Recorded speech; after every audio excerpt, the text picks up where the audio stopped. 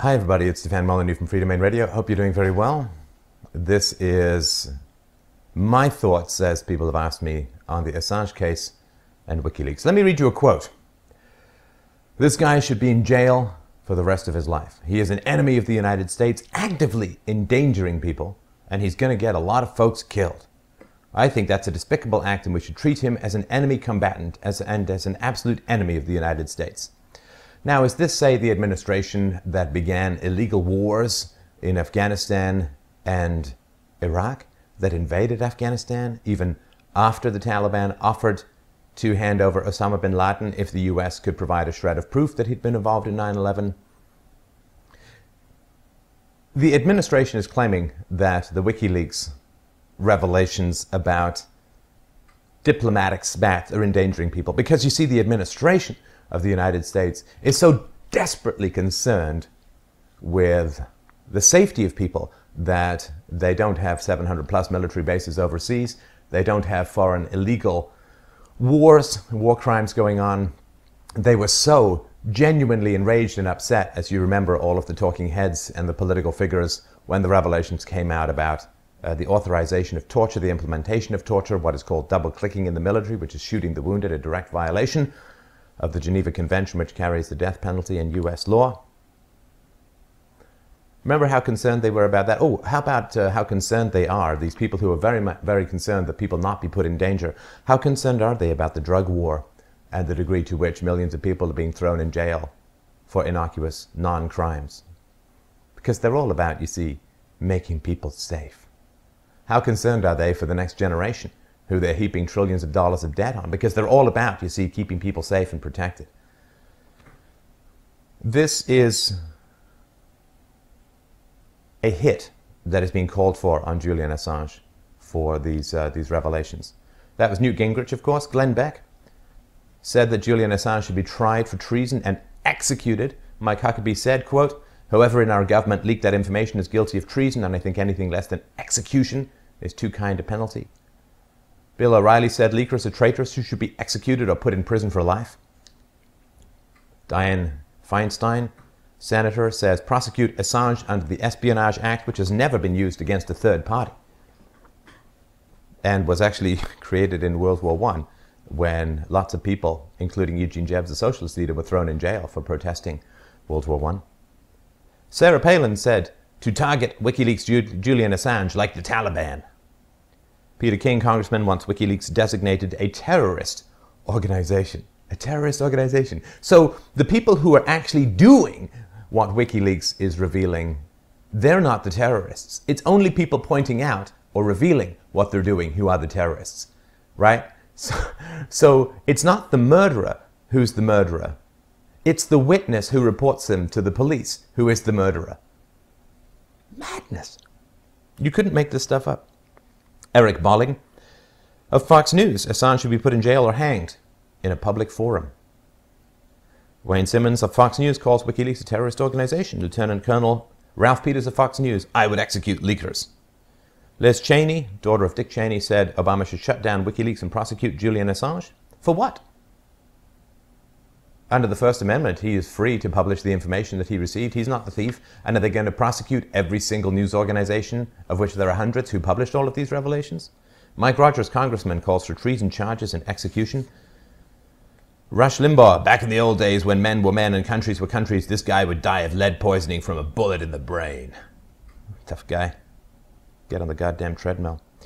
Todd Schmidt, Assange, he's a radio talk show host. Assange is a terrorist, an enemy combatant, and needs to be treated as such. Steve Gill, radio talk show host, said Assange should be targeted as a terrorist and captured or killed. Madness, madness, madness, madness. Even the Canadian, an advisor to the Canadian Prime Minister said that he should be executed. Well, this is all just, it's a hit, right? This is what would happen in a mafia movie. When somebody was going to testify, they would simply put out a hit on him, and that is what is going on here. Now, what's very interesting to me is that this rage didn't boil over on the revelations of the US gunning down from helicopters people trying to rescue somebody who was wounded in Iraq. It didn't really boil over about this diplomatic stuff, of which, yeah, there's some pretty nasty stuff in there, the US spying on the UN and all this sort of stuff. But I mean, most of the documents, only 15,000 of them were really secret, and none of them are top secret. So it's more gossip than it is revelation. So why are these people going completely insane? Well, I'll tell you why they're going completely insane. It has nothing to do with the past. It has everything to do with the future. The reason why Americans are going completely hysterical, mob, psycho, bloodlust crazy is because of the upcoming Bank of America release, which is going out in the early in the new year. And at least this is the rumors, right? All of this is rumored, and these are just my opinions, but they claim to have 5 gigs of data from the bank executives with emails and back and forth and so on. And I'll tell you why these people are going hysterical. Well, they're in the ruling class, and the ruling class survives not on production, but on enslavement and debt of slaves, selling off slaves for the future. They are the tax farmers. They survive on financial manipulations, short-term gains. They are fiat currency, blood-soaked, leechy parasites from hell. And anything which threatens the financial system that they feed on, or that they use to feed on you and I, threatens their very existence, and therefore they can't have any of that. So what's going to happen, this is my prediction, what's going to happen is that the foreclosure crisis, the foreclosure mess in the United States is going to come to a head when Wikileaks releases this information early next year. And the reality of it is this. The home that you own, or tragically used to own, the mortgage has been sliced and diced, cut into confetti, and thrown into the 4 winds of blowhard profits. It has been sold to a pension fund in Singapore, and a teacher's fund in the Netherlands, and 5 guys on a ferry, and 1 guy on the space station. Your home has been sliced and diced and repackaged and sold as a bundled up financial instrument to so many people, that in all practical terms, there's no possible way to figure out who owns your home. No possible way to figure out your home. Nobody owns the deed to your home. It is scattered and scattered and scattered and blown about and repackaged and remortgaged and debt and financed and then subsidized, and nobody owns your home. There's no legal trail. Here's a graphic of a guy who tried to figure this out. Kind of complicated. This is your property rights in the government world, right? Because the government's all about simplicity and clarity and usability. So this is what's going to happen. The revelations of the Bank of America, or whatever bank they have, these revelations are going to prove that the bank knew it did not have ownership but foreclosed anyway. This is going to provoke a massive flurry of lawsuits against banks for people who've been illegally evicted from their homes, an outright theft of the home. This is going to cause the assets that the bank loans are dependent upon, like people who lend to the bank do so because the bank owns certain assets. If the $5 trillion worth of mortgages in the US fall under heavy suspicion, in other words, if the bank can't say that these are genuine assets that it owns because it can't produce the paper which says it owns these homes, then the the asset to debt ratio that the banks are enjoying will completely collapse. The assets will fall into question, the loans will be called in, and the financial system in the US will effectively collapse, or it will require a further injection of monopoly money from the rat-fink Fed. So this is what they're all concerned about. These people all have money in the stock market, they all have money in banks, and they know what's going to happen if the upcoming Wikileaks revelations about possible bank knowledge, I would say certain bank knowledge, of the illegality of these home seizures is going to come up. There's going to be a massive collapse. But, I mean, so there's some, you always follow the money, right? Follow the financial incentive. It's nothing to do with the protection of people. It is the ruling class protecting its own predatory gains by, I would assume, influencing foreign governments to resurrect charges that were dropped. These sex crime charges, I assume, is just a massive smear. Everything the government says is the opposite of truth. And these charges in Sweden were dropped, and then a new prosecutor came along and they were raised again, and I assume this simply comes from bribery or threats from the United States, probably both. No proof, but, it doesn't take a weather vane to know which way the wind is blowing. But more importantly, I think, if you really want to understand what's going on in the Wikileaks scandal, I use the word advisedly, It's very, very important to understand one basic fact about human beings. And I say this from a quarter century of hard-won knowledge. When people are talking about the government, they're really talking about their families. When people are talking about God, they're really talking about their parents. It's a very, very fundamental psychological reality that if you don't understand it, the world will make no sense at all. So I'll tell you what this is really going on. So let's imagine for a moment that you were sexually abused by some uncle when you were a child.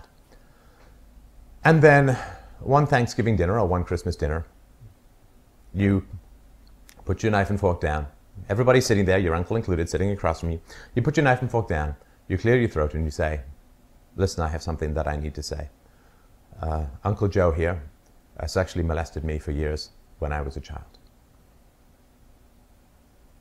Now, this may not be true for all families, but I believe it's true for most. Certainly in my experience, it's true for most. Who is your family going to be upset with?